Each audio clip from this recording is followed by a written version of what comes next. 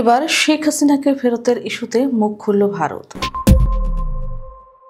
বাংলাদেশের অন্তর্বর্তীকালীন সরকার ভারতের কাছে ক্ষমতাচ্যুত প্রধানমন্ত্রী ফ্যাসিস্ট শেখ হাসিনাকে ফেরত দেওয়ার অনুরোধ জানিয়ে আনুষ্ঠানিক চিঠি পাঠিয়েছে। দেশটির ইতিহাসে একমাত্র রাষ্ট্রপ্রধান হিসেবে মৃত্যুদণ্ডপ্রাপ্ত এই ফেরারি আসামিকে ফিরিয়ে আনা নিয়ে দীর্ঘ সময় চুপ ছিল নয়াদিল্লি।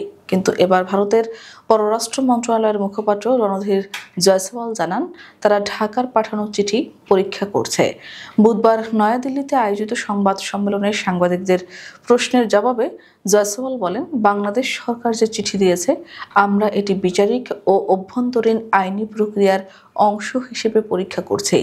এর আগে আন্তর্জাতিক মিডিয়ায় ভারতও জানিয়েছিল, তারা শান্তি, গণতন্ত্র, অন্তর্ভুক্তি এবং স্থিতিশীলতার সঙ্গে বাংলাদেশের জনগণের সর্বোত্তম স্বার্থ রক্ষায় প্রতিশ্রুতিবদ্ধ। এই লক্ষ্য অর্জনে ভারতের পক্ষ থেকে সব অংশীজনের সঙ্গে গঠনমূলক সংলাপে থাকারও প্রতিশ্রুতি দেওয়া হয়।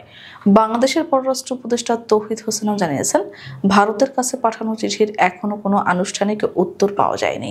তিনি বলেন, এত তাড়াতাড়ি আমরা কোনো জবাব আশা করি না। বাংলাদেশের অন্তর্বর্তীকালীন সরকার জানিয়ে আসছে, তারা যে কোনো মূল্যে শেখ হাসিনাকে দেশে ফিরিয়ে এনে আইনের আওতায় আনার পক্ষে।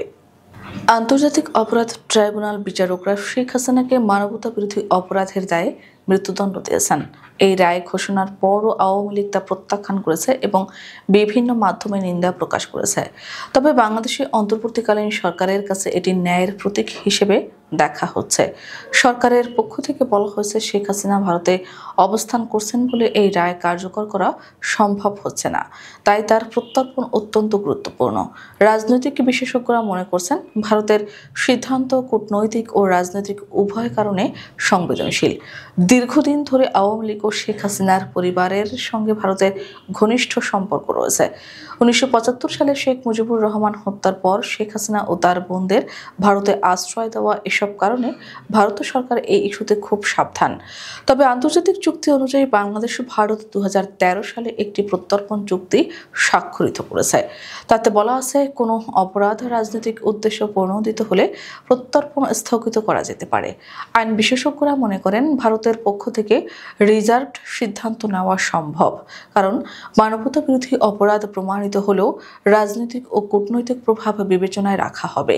এদিকে বাংলাদেশের অন্তর্বর্তীকালীন সরকার বারবার জোর দিয়েছে, আন্তর্জাতিক আইনের আওতায় এবং দ্বিপাক্ষিক চুক্তি অনুযায়ী তারা ভারতের কাছে শেখ হাসিনাকে ফিরিয়ে আনার চাপ সৃষ্টি করবে। তবে বিদেশি সংবাদ মাধ্যম এবং কূটনৈতিক বিশ্লেষকরা বলছেন, ভারতের কোনো সিদ্ধান্ত আসতে কয়েক সপ্তাহ বা মাস সময় লাগতে পারে।